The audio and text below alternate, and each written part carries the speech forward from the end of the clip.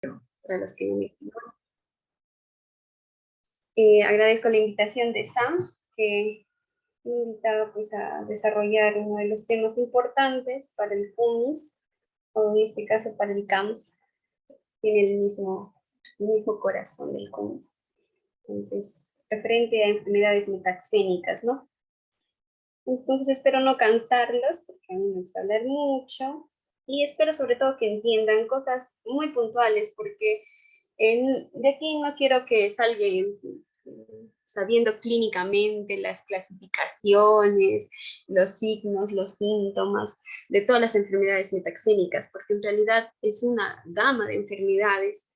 Sin embargo, me voy a enfocar en una solamente, que tiene, ¿no?, un componente importante en la salud pública, sobre todo del lugar donde se va a desarrollar el CAMS.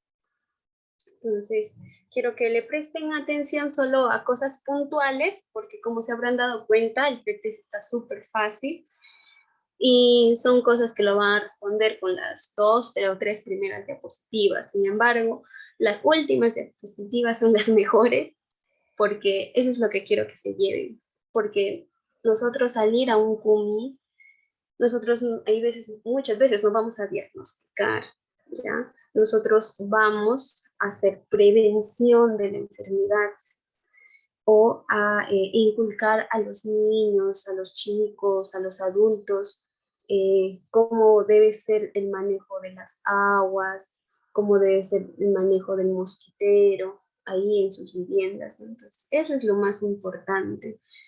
Y está enfocado esta charla a eso, más no a algo netamente clínico, ¿no? Sin embargo, vamos a hablar un poquito de todo, ¿ya? Cualquier cosa, por favor, levanten su mano, me preguntan si no entienden o no han entendido, si tienen preguntas de de otro tema, no lo sé, me preguntan. Listo. Bueno, como le dije, los objetivos para esta charla es saber qué es una enfermedad metaxénica, por qué la llamamos enfermedad metaxénica, por qué esta tiene gran gama de enfermedades, identificar los vectores que transmiten estas enfermedades metaxénicas y identificar clínicamente la enfermedad metaxénica, ¿no? Y lo más importante, como los dije, identificar las medidas preventivas más relevantes frente a estas enfermedades. Entonces, ¿cuáles son las enfermedades metaxénicas? Yo sé que de aquí hay muchos chicos que ya han llevado infecto, ¿no? Entonces, más o menos tienden a saber qué son las enfermedades metaxénicas. Entonces, me gustaría que alguien participe, ¿no? O qué entiende por enfermedades metaxénicas. No sé, el nombre tiene algún compuesto o por qué se le dice metaxénicas, ¿no? A ver, ¿alguien se anima?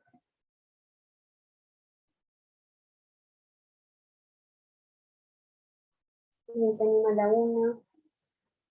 ¿Alguien se anima a las 2? Chicos, pueden activar su micrófono nada más. Hola, sí, las enfermedades metaxénicas vendrían a ser las que son transmitidas por lo que son los vectores, ¿no?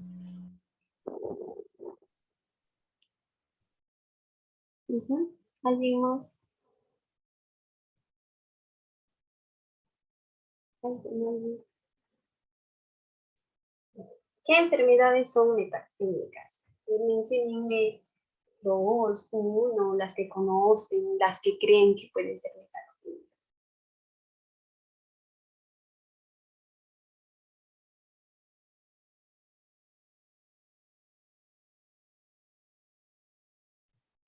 Creo que podría mencionar algunas que están relacionadas a justo esto que mencionó antes, los vectores, ¿no? Como el dengue o algo parecido a la chikungunya o el paludismo, que justamente se contagian por la picadura, ¿no? de un insecto.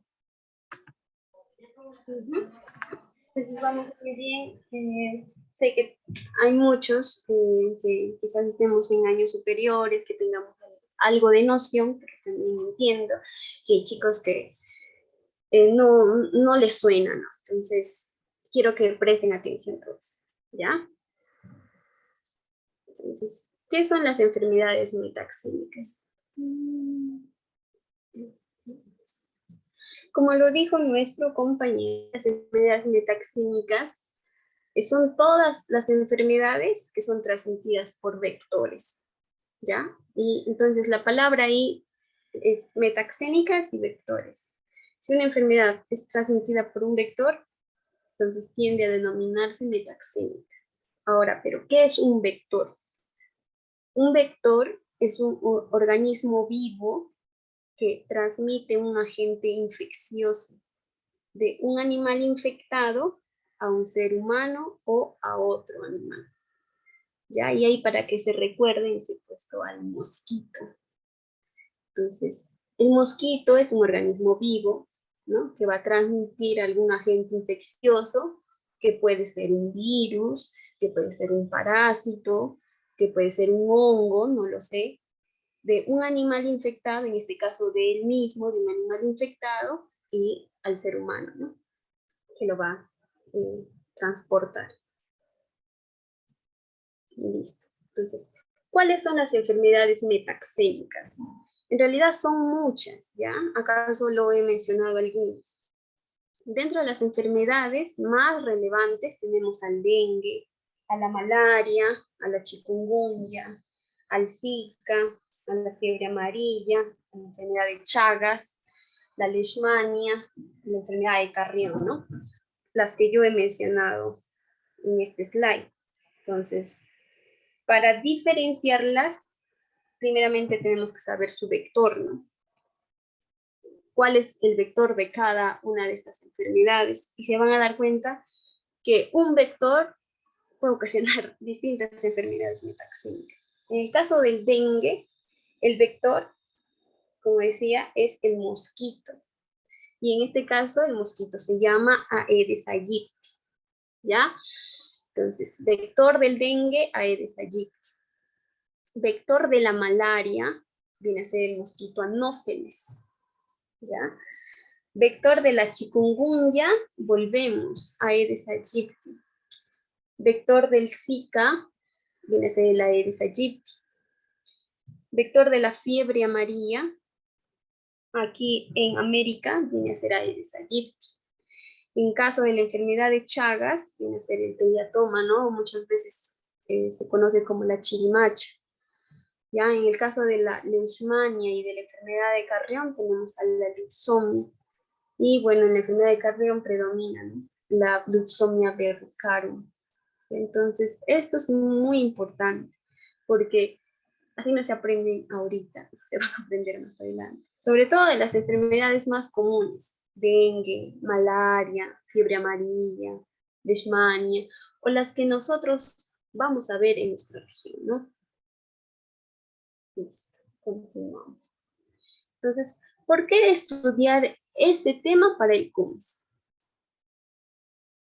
Tenemos al costado un mapa epidemiológico que data del 2002 hasta el 2016, ¿ya?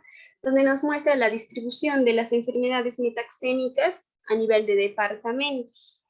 Y si nosotros nos situamos en el departamento de Junín, acá en el círculo rojo, tenemos predominancia en nuestra selva central de tener dengue, más no de tener malaria, ¿no? Ni enfermedad de Chagas. Si se han dado cuenta, la enfermedad de Chagas está más para los departamentos de Loreto, Moquegua, ¿ya? Entonces, basándome en esto, nosotros tenemos que enfocarnos en esta enfermedad, en dengue, ¿ya? Porque eso es lo que podemos ver, eso es lo que nos podemos contagiar y eso es lo que tenemos que ir a prevenir, dengue. Hace 2 años, en nuestra rotación de infectología, nosotros nos reportaron que hace más de 10, 15 años no se tenía ya en la selva central casos de malaria. Continuamente la red San Chamayo siempre hacen su zonificación, ¿no? y la erradicación de estos reservorios de agua, buscando al mosquito Aedes aegypti, ¿no? Que es el vector del dengue. Entonces, es de importancia estudiarlo para ir a nuestro CUMI, sí, porque la gente de ahí vive, no tiene agua potable, entonces muchas veces saca del río, ya ahí es un reservorio de mosquitos, pues, ¿no? Entonces esa misma agua lo utilizan para bañarse, para lavar su ropa, para comer, para sus animales, entonces es un agua muy contaminada. Y el agua muchas veces no es corriente, no es, van al río y lo sacan del río. Muchas comunidades hacen cercas y tienen un agua como un desvío, ¿no? Del río principal, donde son reservorios de aguas. Entonces muchas veces ahí se encuentran los reservorios de los mosquitos, ¿no? Que viven en el agua por su propio ciclo de vida, ¿ya? Entonces, esa es la importancia de estudiar ahora el dengue para el CUMES, ¿ya? Y por el otro lado tenemos un cuadrito que también nos da al menos una noción de cuáles son las cifras epidemiológicas de otras enfermedades metaxénicas, ¿no? Y contrasta con el mapa, ¿ya? Nosotros vemos más focos de malaria, y para el año 2019 se habían reportado pues, 24.323 casos de malaria al año, ¿ya? Y de dengue data de 17.143, siendo la segunda enfermedad más prevalente dentro de las enfermedades metaxénicas en el Perú. Entonces, ahí radica la importancia, chicos, y de estudiarlo netamente para el país. Entonces, lo otro que tenemos que saber es cuál es la cadena de transmisión de estas enfermedades metaxénicas, porque todas la van a tener. Entonces, tiene 3 factores, y esos son factores de la cadena de transmisión, no es la cadena epidemiológica, ¿ya? De la enfermedad o de cada una de las enfermedades. ¿Cuáles son esos 3 factores? Vienen a ser el hospedero o huésped, viene a ser el vector, ¿ya? Y viene a ser el agente biológico. Entonces, ¿qué es cada uno? El hospedero huésped es el hombre, ¿ya? Es la persona enferma con cierta enfermedad, que tenga dengue, que tenga malaria, que tenga leishmania, que tenga alguna enfermedad metaxénica, ¿ya? Ahora, ¿qué es el vector? Como lo hemos estudiado, es aquel que va a propagar la enfermedad, ¿no? Que lo va a llevar, que lo va a transmitir, ¿ya? Y generalmente vienen a ser artrópodos, ¿no? Generalmente, ¿ya? Vienen a ser artrópodos. Ahora, tenemos 2 clases de vectores. Un vector que es mecánico y un vector que es biológico. ¿Cuál es la diferencia? El vector mecánico solo cumple la función de transmitir de la enfermedad, de llevar la enfermedad, ¿ya? Pero el vector biológico cumple doble función. No solo lleva la enfermedad, sino que en ese vector, que en este caso podría ser un mosquito, en ese vector cumple un ciclo de vida, ¿ya? Y hace una replicación, ¿ya? Cumple un estadio de vida, hace su replicación. Entonces, el mosquito aquí, siendo un vector biológico, se prepara, se madura y se reproduce para cumplir una función. Entonces, no solo transmite la enfermedad, sino que también cumple un proceso de replicación para conllevar a la enfermedad, ¿ya? Y el otro factor es el agente biológico. Y el agente biológico es lo que les decía, que puede ser un virus, una bacteria o un parásito. Entonces, yo tengo mi mosquito, ¿ya? Yo tengo mi mosquito va a llevar la enfermedad a una persona. ¿Y qué le está llevando? Le está llevando un virus, le está llevando una bacteria o le está llevando un parásito. Esto es la cadena. de transmisión. ¿Y por qué se llama cadena? Porque sin estos 3 factores no existiría la enfermedad. Si nosotros cortamos alguno de estos factores, pararíamos la enfermedad. Entonces, esto es importante saberlo, porque si nosotros atacamos preventivamente a uno de ellos, vamos a cortar la transmisión de la enfermedad. Y a donde atacamos siempre en medidas preventivas es al vector, ¿no? A la erradicación de estos mosquitos, de reservorios de agua y todo lo que conlleva, ¿no? Sean factores sociales, ambientales, sociales.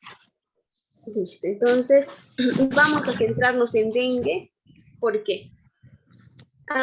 Del último reporte epidemiológico de la DIRESA en la red de salud de Chanchamayo, el lugar donde ahora ustedes van a ir, es San Ramón, uno de sus distritos. En la red de salud se ha confirmado 865 casos para el año pasado. Esto en su semana epidemiológica 47, ¿no? Prácticamente ya casi a finales de las semanas epidemiológicas. Y se dan cuenta, la mayor prevalencia de dengue para la red de salud de Chanchamayo la encontramos en San Ramón, y es el preciso lugar a donde nosotros vamos a ir. Entonces, es importante conocer sobre todo las medidas preventivas que le vamos a decir a la población. ¿Ya? Pues 383 en el distrito de San Ramón, 346 en el distrito de Chanchamayo, y poco a poco las cosas bajan, ¿no? Perené, que tiene 132. Entonces, estamos yendo a una zona con alto riesgo, sí. Ya es una zona endémica de dengue, ¿ya? En toda la selva central. Ya, si bien es cierto, para la semana 47, esto era la cantidad de confirmados, no existía defunciones. Las defunciones generalmente ya se cuentan cuando se termina todo el año, en las semanas epidemiológicas, ¿no? Y algo interesante encontré en este cuadrito, ¿no? De que si bien es cierto, las políticas y tengan un sistema de control y erradicación, deforestación, para erradicar a este mosquito, todavía tenemos un índice de letalidad que es 0.22, y todavía tenemos defunciones por dengue, ¿no? Entonces es importante saber distinguir cómo yo distingo un dengue sin signos de gravedad, cuándo digo que es con signos de gravedad y qué debo hacer en cada uno de ellos, ¿no? Y cómo debe ser mi manejo. ¿Por qué? Porque el dengue mata, ¿ya? Entonces, ¿qué es el dengue? El dengue es una enfermedad viral. Entonces, el agente biológico que va a transportar este mosquito, este vector, va a ser un virus. ¿Listo? Entonces, es una enfermedad viral aguda, ¿ya? Endémica, epidémica, que va a estar transmitida por los mosquitos hembras de género Aedes, ¿no? Y en este caso, el principal responsable viene a ser el Aedes aegypti, ¿ya? Entonces, como les dije, constituye actualmente el arbovirosis más importante a nivel mundial en temas de morbilidad, mortalidad e impacto económico. Entonces, chicos, ya saben, es una enfermedad viral. Y cuando me refiero a una enfermedad viral, recordemos que el dengue tiene cuatro tipos, o bueno, son serotipos, ¿no? Que entre la más prevalente viene a ser el tipo 2, ¿no? Entonces, por ahí si lo han visto en el pretest, no sabían a qué se refería los serotipos, ¿ya? Entonces, conozcamos a este Aedes aegypti, o qué le vamos a decir nosotros a la población sobre la Aedes aegypti, ¿ya? ¿Quién es el mosquito responsable? El Aedes aegypti, ¿ya? Las hembras son las que pican, las hembras son las que se alimentan de sangre, entonces pican y succionan sangre, ¿ya? Y generalmente lo hacen a horas tempranas en la mañana y a las últimas horas de la tarde. Entonces, es importante saber cuando yo voy al cumis que no me voy a exponer por mi propia seguridad a esas horas, ¿ya? Voy a tener bastante cuidado en esas horas. Ya, ahora, este Aedes aegypti es un Aedes, es un mosquito doméstico, ¿ya? Que vive cerca de las casas y generalmente no se aleja más de 300 metros del lugar de nacimiento. Y generalmente vive entre 30 días aproximadamente, ¿no? Entonces ahí tenemos su tamaño real, que son 5 milímetros, ¿no? Y se le puede reconocer por su dorso y sus patas, ¿no? Que estamos viendo ahí con rayas negras y rayas blancas, ¿no? Más adelante les voy a enseñar también fotitos, creo que tengo por ahí, para que puedan reconocer este Aedes aegypti, ¿ya? Con rayas blancas y rayas negras en sus patitas y su dorso, ¿ya? Entonces, ¿cómo se expande el virus?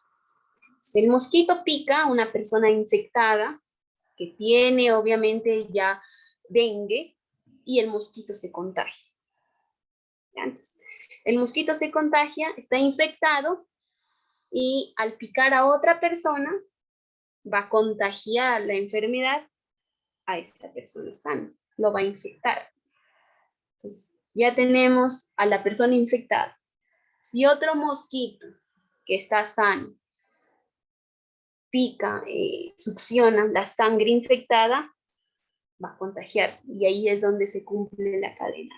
El mosquito pica, a la persona infectada se infecta y se cumple una cadena, ¿no? Entonces, la cadena de transmisión que les mostraba anteriormente de todas las enfermedades metaxénicas la tenemos aquí. ¿Ya? El agente biológico es un virus con cualquiera de sus 4 serotipos, ¿ya? El vector, que viene a ser el Aedes aegypti, acá lo vemos, y el hospedero, que viene a ser el hombre. Entonces, esta es la cadena de transmisión. Y si no me han entendido aquí está más claro. El mosquito no infectado, el mosco sano, pica a la persona infectada y se infecta. El mosquito infectado, para poder alimentarse, succiona sangre de otro humano y lo va a infectar, estando esta persona sana. Y vamos a tener una persona infectada. Por lo tanto, otra vez este mosquito que está sano va a esta persona infectada, lo pica y se hace un círculo vicioso. Es una cadena de transmisión. ¿Ya? Ahora, lo que debemos recordar es que estos mosquitos, o también zancudos, que lo pueden conocer, en realidad pican durante todo el día, ¿ya? Pero preferentemente tienden picos en la mañana y en la tarde, a últimas horas de la tarde, inicios de la noche, ¿ya? Entonces, de acá, ¿qué podemos deducir? No hay transmisión de persona a persona. Esta persona con esta persona no tiene una transmisión. No hay transmisión de persona a persona. Si yo tengo dengue o alguien en mi familia tiene dengue, ¿me puede contagiar? No, no me puede contagiar, ¿ya?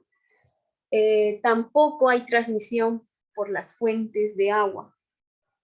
No hay transmisión. Nosotros miramos la cadena y no encontramos ninguna fuente de agua, un reservorio de agua.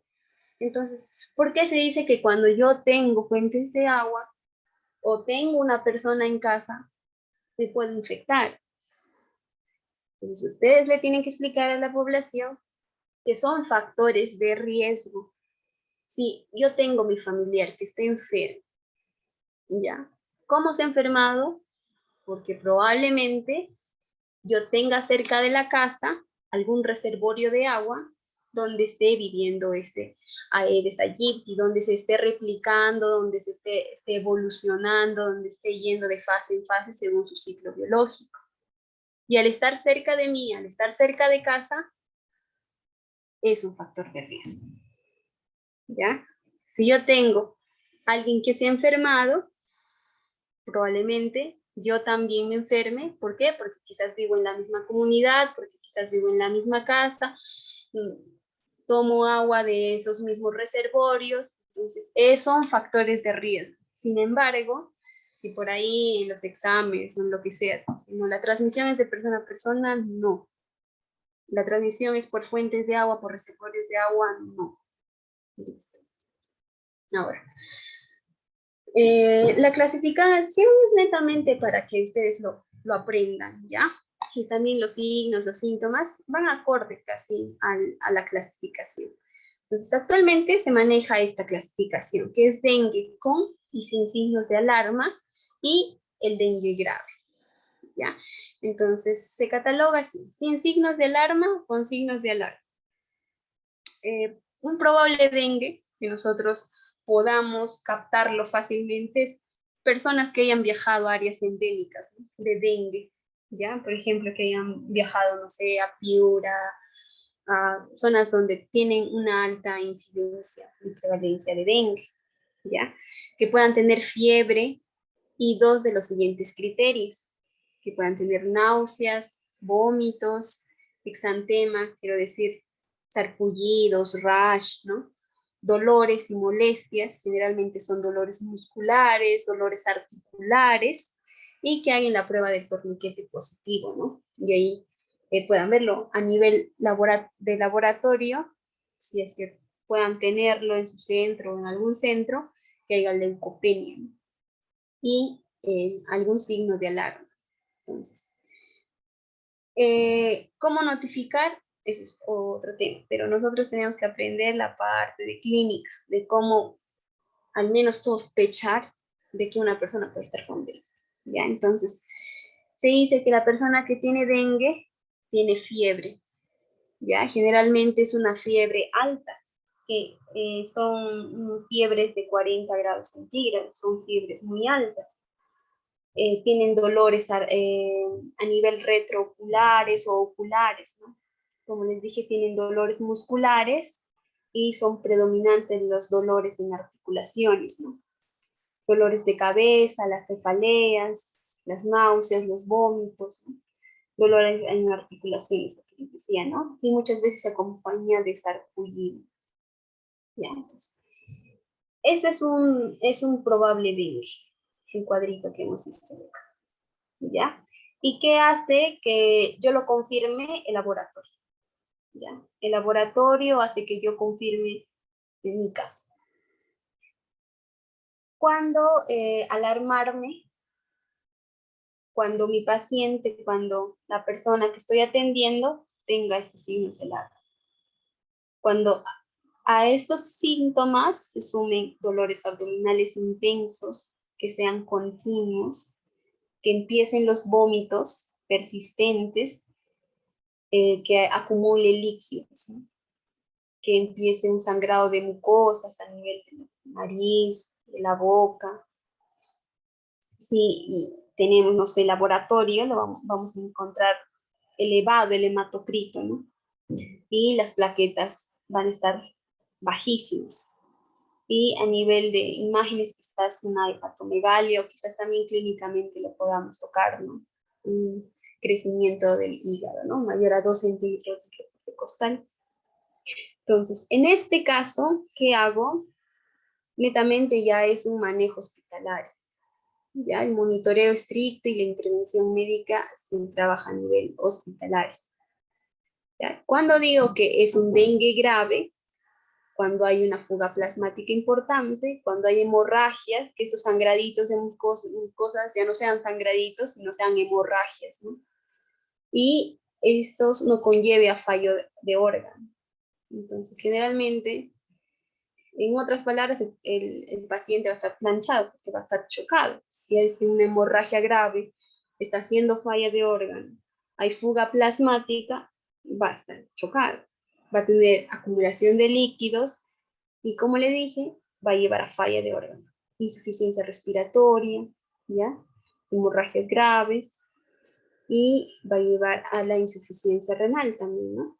De cierta forma, a la alza de los marcadores, ¿no? De AST y el ALT mayor o igual a 1000, ¿no? Si está chocado, el paciente obviamente no va a estar lúcido, ya va a haber trastorno de conciencia y también hay falla a nivel del corazón y otros órganos, ¿no? Entonces, en base a eso va a ser nuestro manejo, ¿ya? En base a eso va a ser nuestro manejo. Entonces, acá ahora vamos a ver el otro cuadrito que es importante para ver el curso de la enfermedad. Ya, el curso de la enfermedad. Generalmente este dengue tiene un periodo de incubación, ¿ya? Que en algunos libros lo catalogan hasta los 14 días, ¿no? Pero en la mayoría de literaturas van a encontrar estos cuadritos que van del día 1 hasta el día 10, ¿ya? Pero recuérdense que el periodo de incubación va del día 1 al día 14, ¿ya? Entonces, tenemos, como les dije, los primeros días va a haber una fiebre alta, indica temperatura, una fiebre alta que va a ser aproximadamente de 40 grados centígrados. Conforme va pasando estos días de incubación, la fiebre va a bajar al cuarto día, al quinto, ¿ya? Ahora, ¿cuáles van a ser las manifestaciones clínicamente potenciales? La deshidratación. ¿Por qué se va a deshidratar mi paciente? ¿Por qué? Porque va a estar con vómitos persistentes, porque la fiebre me deshidrata, ¿ya? Entonces, obviamente, mi paciente va a estar deshidratado, ¿no? Si hay sangrado de mucosas, voy a deshidratar, ¿ya? El hecho de que haya mialgias, haya artralgias, también me deshidrato. ¿Por qué? Porque va a haber diaforesis, va a haber sudoraciones y va a deshidratar al paciente, ¿ya? Entonces, ¿qué mata los primeros días?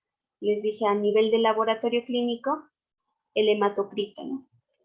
Aparentemente va a subir, pero mis plaquetas van a bajar, ¿ya? Mi hematocrito sube, ¿ya? Pero mis plaquetas bajan, caen. Eso es una característica importante del dengue.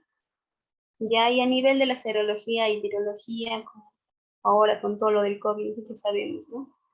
Que el IgM nos va a indicar, de cierta forma, que estamos con una infección aguda, predominante, y un IgG que va a ser crónico, ¿no?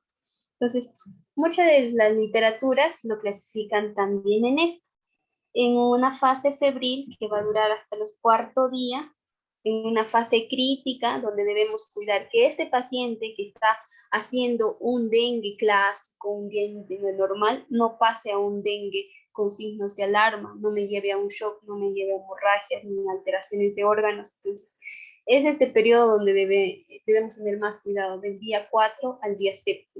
¿Ya? Esa es la fase crítica del dengue. Y a partir del día 8 viene recién la fase de recuperación, ¿no? Entonces aquí ya vamos a ver el IgG, ¿no? El IgG en alza, ¿ya? Eso es a nivel. Ahora, conforme al cuadrito anterior de signos de alarma y con este cuadrito de curso de la enfermedad, va a ser el tratamiento, ¿no? Entonces, ¿cuál va a ser el tratamiento netamente? Si tenemos un pacientito con un dengue clásico, pues lo que se le indica va a ser reposo, ¿ya? El reposo tiene que ser obligatorio, ¿ya? Tiene que ser en cama y tiene que hacer uso obligatorio de mosquitero, ¿ya? Y eso se les ha que reiterar y reiterar a las personas allá, porque las personas se han acostumbrado a dormir quizás sin mosquitero, ¿ya? Ingestión de líquidos porque mi paciente va a estar deshidratado, y para la fiebre lo único que está recomendado dar es paracetamol, ¿ya? Paracetamol de 500 cada 8 horas, ¿ya? No se recomienda AINES, no se recomienda otros desinflamantes, no se recomienda, no sé, para las artralgias, algún desinflamante, no se indican. Tampoco está contraindicado la aspirina para las famosas cefaleas, ¿no? Nos indica corticoides. Lo único que tengo que yo hacer es que mi paciente repose, que mi paciente esté con un mosquitero y hidratar a mi paciente, ¿ya? Entonces, la hidratación obviamente va a ser oral. Si estoy en una comodidad, si estoy en mi casa, si estoy en un lugar donde no hay una atención médica. Pero si tengo acceso y mi paciente está deshidratado, una deshidratación moderada, entonces la hidratación va a ser endovenosa, ¿no? Y generalmente son hidrataciones endovenosas con cristaloides, ¿no? En este caso un cloruro de sodio, ¿no? Y generalmente lo que se da es cloruro de sodio de 10 a 20 miligramos por kilo de peso del paciente, ¿ya?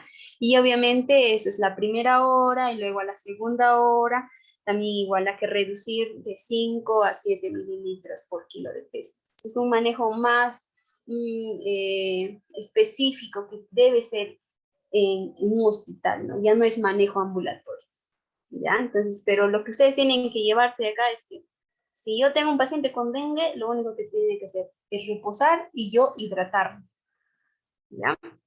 Listo, ¿ya?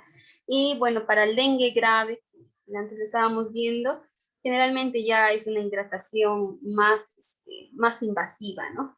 Y que muchas veces incluso se llega a manejar en UCI, ¿ya? Una hidratación igual con cloruro de sodio, ¿no? A 20 miligramos por kilo de peso, ¿no? Pero ya no es ahí a la hora, sino es cada 15 minutos, a 30 minutos, luego repetir mínimamente 3 ciclos y obviamente desescalar, ¿no? Entonces, si no mejoran, necesita vasoactivos, ¿no? Adrenalina, noradrenalina, y por eso les digo que hay veces, muchas veces, es un manejo hospitalario, es un manejo en hospital. Ahora, si mi hematocrito, si mi hemoglobina baja, obviamente tengo que hacer una transfusión. Si mis plaquetas igual van a bajar, también tengo que hacer una transfusión de un paquete globular, ¿no? Y esto generalmente se indica cuando los pacientes en un manejo hospitalario tienen una hemoglobina menor ya a 7. Y básicamente ese es el manejo. No se compliquen mucho, solo tienen que hidratar al paciente, porque obviamente si quisiéramos hacer todo el esquema de tratamiento, nos vamos a demorar. Y eso no es el objetivo nuestro ahora, ¿ya? Entonces, el manejo, la hidratación, ¿ya? Reposar, uso de mosquitero, lo único que le debes dar, paracetamol y control de funciones vitales, ¿no? Presión cardíaca, vigilar el pulso, la presión cardíaca, para evitar cualquier tipo de shock, ¿no? Y llegar a un dengue grave. ¿Ya? La transfusión sanguínea, como les dije, también está recomendado en dengue grave o en dengue hemorrágico, ¿no? Donde ya no es sangradito de mucosas, sino que ya es un dengue hemorrágico. Como les dije, la guía menciona menor a 7 de hemoglobina que transfundir ese paciente. ¿Ya? Y el manejo siempre, quizás también sugerirles a la población, ¿no? De que, no sé, el jefe de la comunidad, el presidente, siempre vean, ¿no? Quiénes viajan, quiénes salen, quiénes entran de esa comunidad, para poder ver si han viajado a zonas endémicas, ¿no? O en algunos lugares donde, algunas incluso comunidades, entre ellos nada más, donde hay presencia de dengue o donde está latente esta enfermedad. Vamos a terminar. Entonces, algunas otras diferencias contra las otras enfermedades que no tenemos en San Ramón para el CUMIS, pero es importante saberlo, es la malaria. Comparación del dengue, que es producido por el virus del dengue, ¿ya? Que es un arbovirus, ¿no? La malaria es producido por parásitos, entonces su agente biológico vienen a ser parásitos del plasmodium, ¿no? SPP, que puede ser el Vivax, el falciparum, etc. Ese es virus y es parásito. Ahí es una diferencia muy clara. ¿Ya? En el dengue la fiebre es intensa, como les dije, que es siempre mayor a 38, 40 grados. ¿ya? Y tiene una duración hasta el cuarto día, les dije, ¿verdad? Cuarto día. En la malaria es una fiebre, ¿no? La fiebre terciana, ¿no? Que recurre cada 2 o 3 días. Entonces la fiebre no es continua. Listo. Generalmente en el dengue, como les dije, hay un brote, un rash cutáneo, ¿ya? En la malaria, la piel se va a hacer amarilla, se va a hacer ictérica por la anemia hemolítica que va a ocasionar, ¿ya? Otra evolución de la malaria, ¿ya? Y el dengue, como les dije, lo último que puede hacer es chocar al paciente, hacer hemorragia, hacer falla de órganos, ¿no? Por la caída de las plaquetas, ¿ya? Y nos indica hepatomegalia, que el hígado crezca, y la malaria, en este caso el crecimiento del vaso, ¿no? Justamente por propio mecanismo, ¿ya? Muchas literaturas siempre hacen más diferencias entre dengue, chikungunya y zika, porque tienen el mismo vector que viene a ser la Aedes aegypti. Ya en el dengue, fiebre, ya saben, brusca y elevada, mayor a 40, mayor a 38. Rash sí hay, petequial. Hay conjuntivitis raramente, ¿ya? Artralgia sí hay, ¿ya? En la chikungunya, la fiebre también viene a ser elevada y su rash viene a ser maculopapular, ¿ya? Las artralgias son mucho más severas en chikungunya que en dengue, ¿ya? Y otros síntomas que se pueden acompañar son la mielitis, la meningoencefalitis, ¿no? Ahora, en el Zika, la fiebre es moderada, no es tan alta, ¿no? Estamos hablando de una fiebre de 38, 37.5.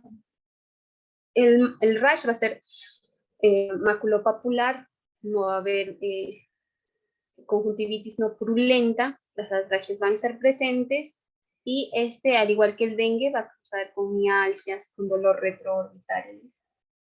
Aquí cuando estudien infecto, cuando repasen estos temas, siempre diferencien las fases y su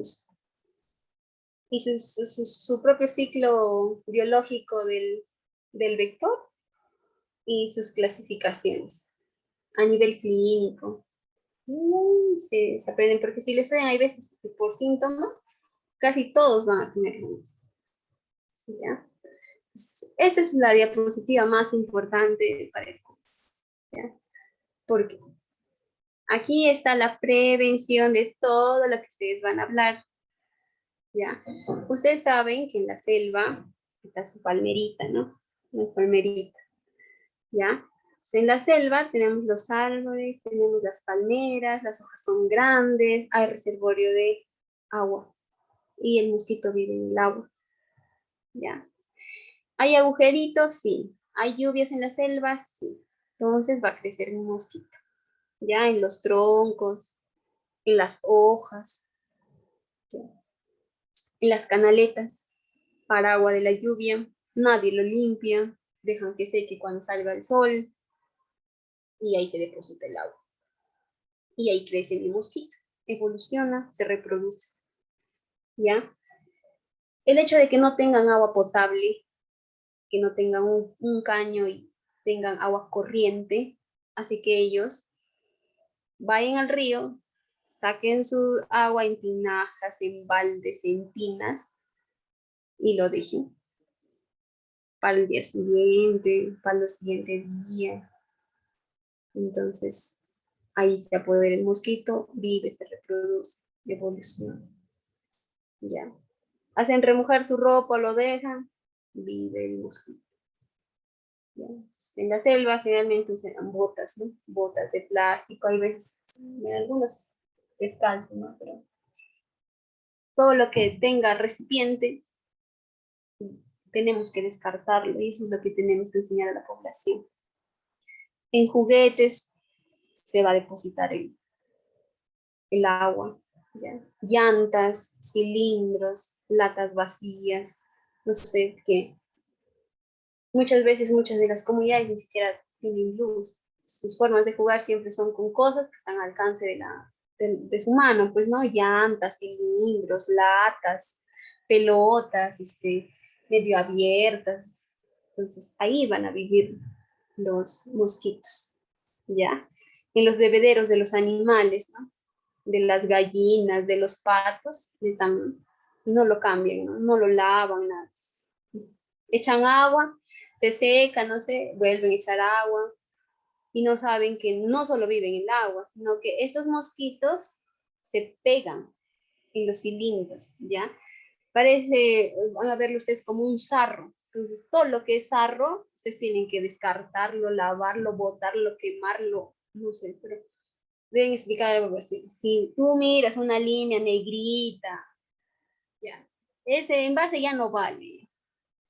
Mejor quémalo, cómprate otro. Por eso es que te tienen que explicar a la población. Tú recepcionas tu agua, para que vuelvas a recepcionar tienes que lavarte el envase.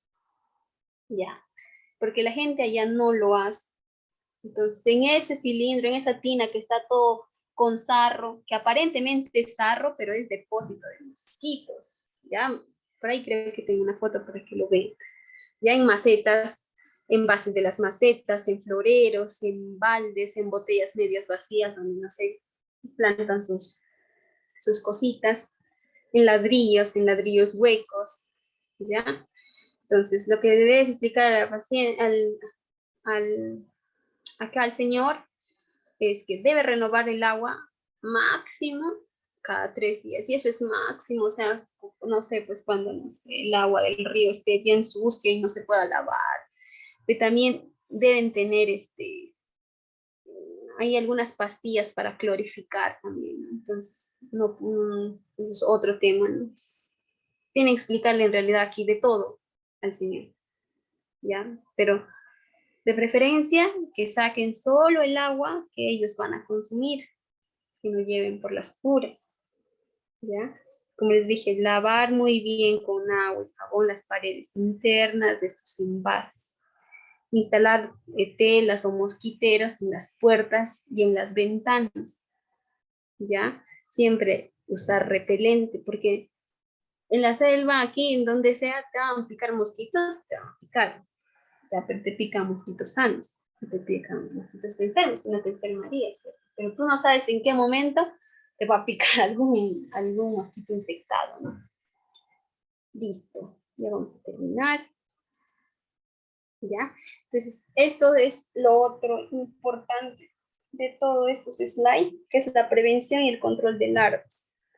¿Ya? Un solo zancudo hembra, que en este caso son los que succionan la sangre, las que pican, puede disponer de 200 huevecillos en diferentes recipientes. Entonces, si tenemos llantas, así se vive pues, en las selvas, tenemos llantas, bases, baldes, imagínense cuántos huevecillos, es una proliferación de, de estos mosquitos, no solo del zancudo, ¿eh?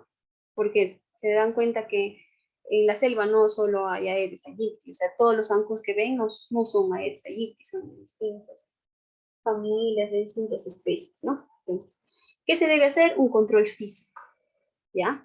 Entonces, ustedes llegando, cuando hacen sus charlas, porque van a hacer sus charlas, deben explicar y repetir 1000 veces, por favor, eliminen los charcos.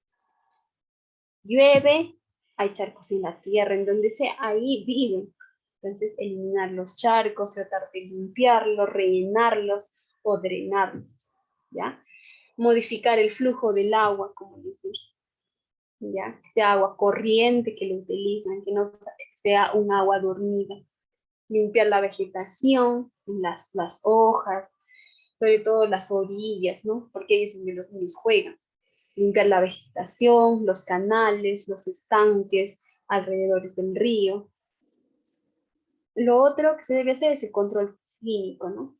Que es en este caso aplicar, ¿no? El Tempos al 1%, una concentración de 1 gramo en 10 litros de agua, y hacer los, una fumigación, ¿no? Que en este caso ya es como un control químico, ¿ya? Sobre todo en los criaderos permanentes, ¿no?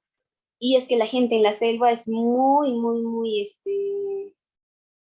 no sé, acogedora, no sé, o sea, todo lo tienden a guardar. Entonces, Así esa llanta no les valga, ellos lo van a guardar.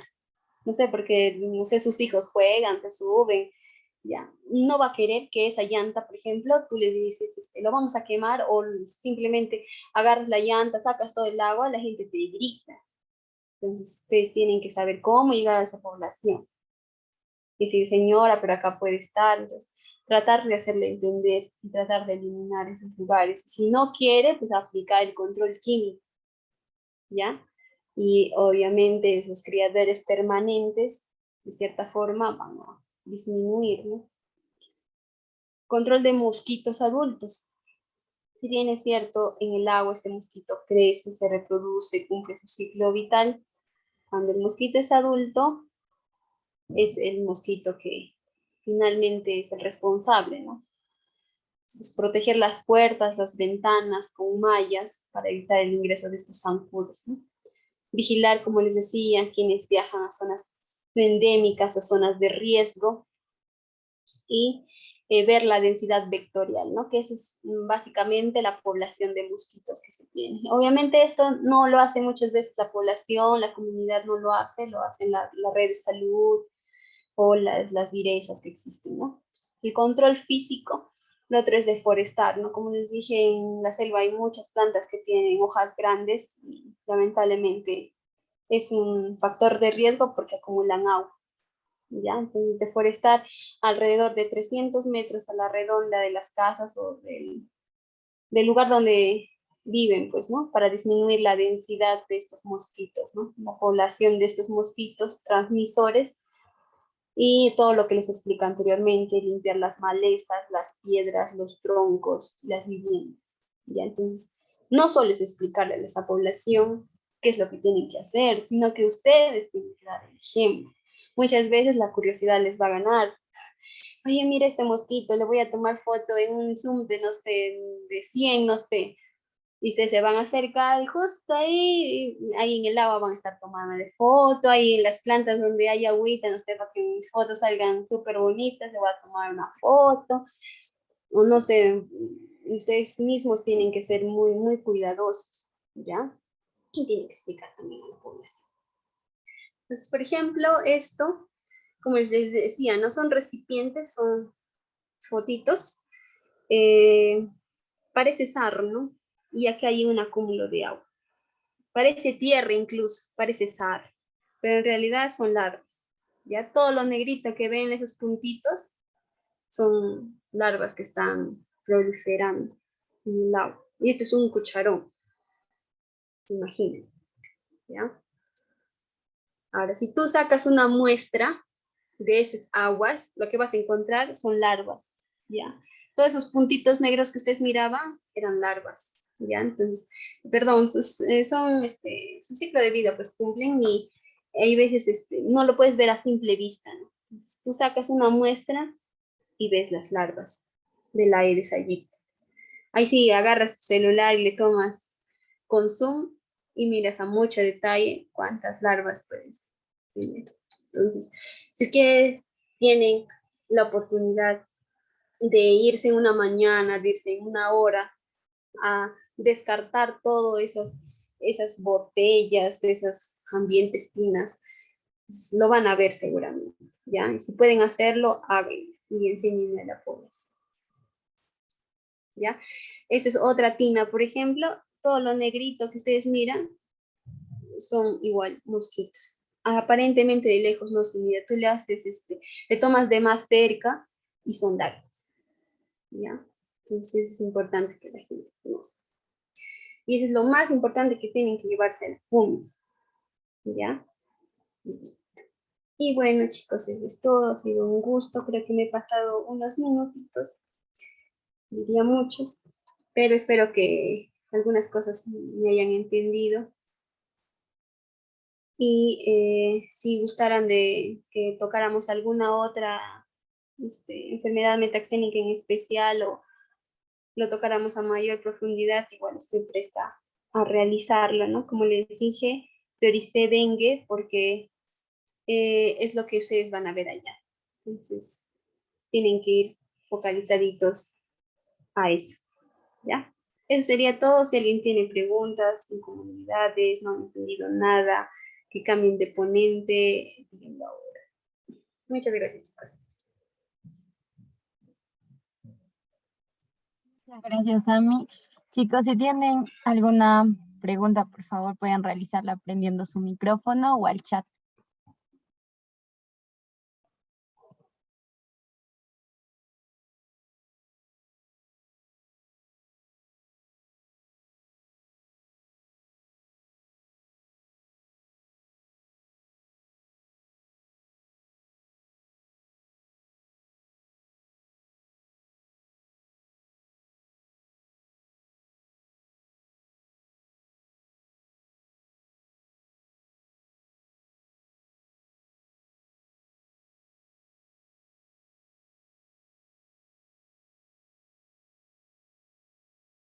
Tenemos una pregunta en el chat que dice, ¿qué diferencia hay entre enfermedades metaxénicas y zoonosis o es lo mismo?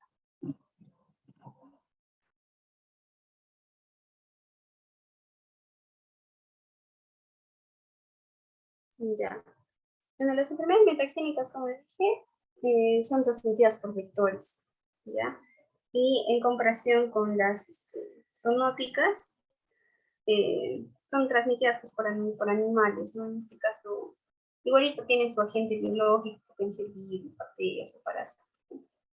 Pero al menos para la parte, como lo desarrollamos, las enfermedades zoonóticas están más arraigadas a enfermedades acá de la sierra, como la hidatidosis, ¿sí? Que son enfermedades donde los transmisores son animales, ¿ya? Y las metaxénicas por vectores.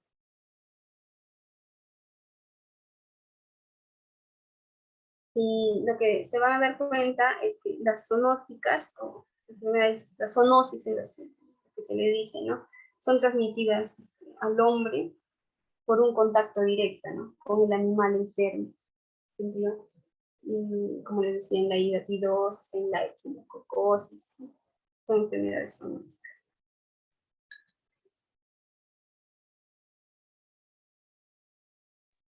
Muchas gracias, Ami. Bueno, hay otra pregunta de Joan. Dice si podrías mencionar de nuevo los factores de transmisión del dengue. Bueno, los factores de la cadena de transmisión son 3. Viene a ser 1, el huésped, que es el hombre. 2, el agente biológico que va a transportar el vector. El agente biológico puede ser un virus en cualquiera de sus serotipos, puede ser un parásito, como en el caso de la malaria, ¿no? Y el tercer componente viene a ser el vector, ¿no? Que generalmente son los artrópodos, los mosquitos, mosquito aedes, aegyptios, anófeles, la luxomia, esas cosas.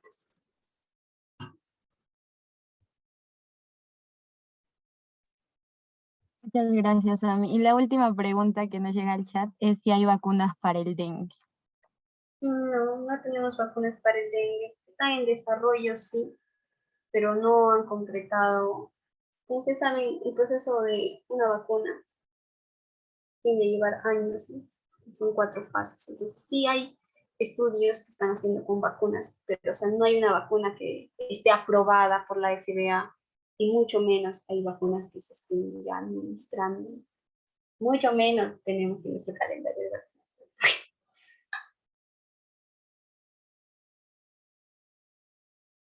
Muchas gracias, Ami. Excelente ponencia. Y